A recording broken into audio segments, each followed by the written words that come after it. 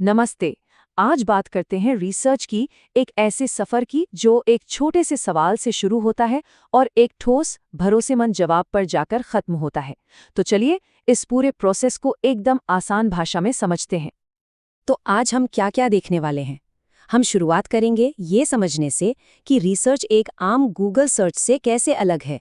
फिर देखेंगे कि एक अच्छी रिसर्च की पहचान क्या होती है, उसके तरीके क्या हैं, पूरी प्रक्रिया कैसे काम करती है और आखिर में आज के दौर में इसके नियम और टूल्स क्या हैं। तो चलिए पहले हिस्से से शुरू करते हैं। देखिए, हम सब जानकारी के लिए गूगल करते हैं, है ना? लेकिन रिसर्च उससे कहीं ज्यादा गहरी चीज है। ये असल में भरोसेमंद ज्ञान बनाने का एक तरीका है। तो सबसे बड़ा सवाल यही उठता है, कोई चीज मुझे लगता है से मैं जानता हूं तक का सफर कैसे तय करती है? मतलब एक निजी राय और एक साबित हो चुके तथ्य के बीच का फासला कैसे भरा जाता है? और इसका सीधा सा जवाब है रिसर्च। रिसर्च कोई अंदाजा लगाने का खेल नहीं है। ये एक सिस्टमैटिक प्रोसेस है, एक तय तरीका है। इसमें सही जानकारी को इकट्ठा किया जाता है, उसे परखा जाता है ताकि किसी भी विषय पर हमारी समझ गहरी और साफ हो सके। अच्छा, अब आते हैं दूसरे हिस्से पर।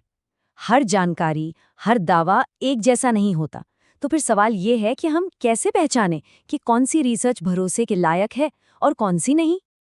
देखिए, एक अच्छी दमदार रिसर्च कुछ खास पैमानों पर खरी उतरती है और यही पैमाने उसे सुनी सुनाई बातों या कमजोर दलीलों से एकदम अलग खड़ा कर देते हैं।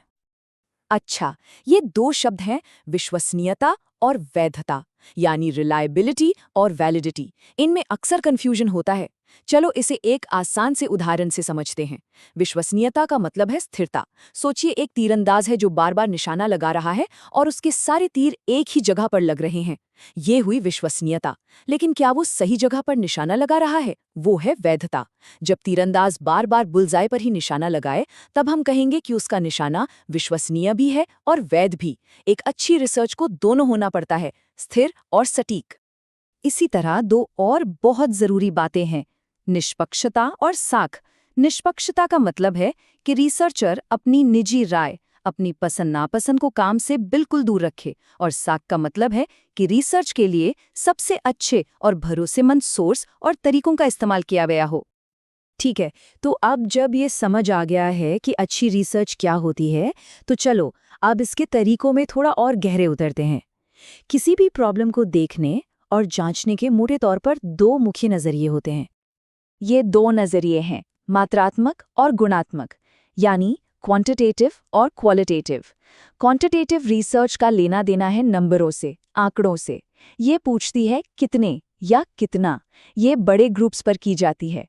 वहीं क्वालिटेटिव रिसर्च क्यों का जवाब ढूंढती है, लोग ऐसा क्यों सोचते हैं, इसके पीछे की वजह क्या है, ये छोटे ग्रुप्स पर ज्यादा गहराई से की जाती है।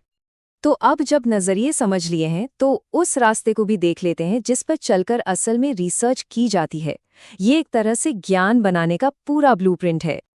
किसी भी बढ़िया रिसर्च में ये 5 कदम तो होते ही हैं। सबसे पहले समस्या क्या है उसे ठीक से पहचानना, फिर उस पर पहले से जो जानकारी मौजूद है उसे पढ़ना, उसके बाद सही तरीका चुनकर डेटा इकट्ठा करना, फिर उस डेटा को बारीकी से परखना और आखिर में एक ठोस नतीजे पर पहुंचना। ये एक बहुत ही लॉजिकल प्रोसेस है। चलिए अब आते हैं अपने आखिरी हिस्से पर। यहाँ हम बात करेंगे आज के दौर के टूल्स और उन नैतिक नियमों की जो रिसर्च को सही दिशा में रखते हैं। आज टेक्नोलॉजी ने रिसर्च का चेहरा ही बदल दिया है ना? जानकारी खोजने के लिए गूगल स्कॉलर जैसे टूल हैं, डेटा इकट्ठा करने के लिए गूगल फॉर्म्स हैं, और तो और काम असली है या कहीं से कॉपी किया गया है ये जांचने के लिए टर्निटिन जैसे सॉफ्टवेयर भी हैं। ये सारे टूल्स बहुत पावरफुल है, लेकिन इतनी पावर के साथ एक बड़ी जिम्मेदारी भी आती है। तो सवाल ये उठता है कि इस पूरे काम को ईमानदार क्या चीज बनाए रखती है? और यहीं पर आती है रिसर्च की नैतिकता। ये वो 3 सुनहरे नियम हैं जिन पर रिसर्च की पूरी इमारत टिकी है। पहला, ईमानदारी, मतलब जो डेटा मिला, जैसा मिला उसे वैसा ही बताना, कोई हेरफेर नहीं। दूसरा, गोपनीयता, अगर किसी ने भरोसे पर अपनी जानकारी दी है तो उसकी पहचान को सुरक्षित रखना सबसे बड़ी जिम्मेदारी है। और तीसरा, मौलिकता, यानी दूसरों के काम की चोरी न करना और उन्हें पूरा क्रेडिट देना। इन नियमों के बिना रिसर्च सिर्फ एक राय बन के रह जाएगी, तथ्य नहीं। तो कुल मिला के बात यह है कि रिसर्च को समझना सिर्फ कोई किताबी बात नहीं है। आज की दुनिया में जहां हर तरफ से इन्फॉर्मेशन की बौछार हो रही है, ये हम सब के लिए एक बहुत ज़रूरी स्किल है, एक हुनर है। तो ये पूरी चर्चा हमें एक बहुत ही ज़रूरी सवाल पर लाकर छोड़ती है। अगली बार जब भी कोई बड़ा दावा सुनने में आए, कोई हैरान करने वाली खबर, तो बस आंख बंद करके मान लेने से पहले एक सवाल ज़रूर पूछना चाहिए। इस दावे के पीछे की रिसर्च क्या है? और क्या वो सच में भरोसे के लायक है?